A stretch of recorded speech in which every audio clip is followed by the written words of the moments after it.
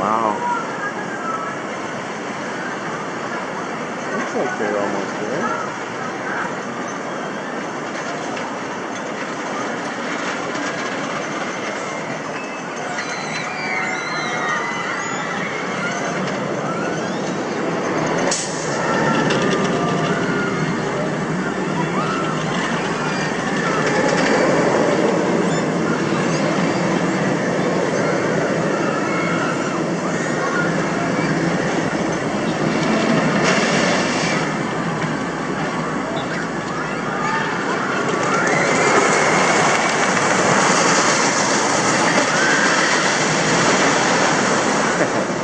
So much activities.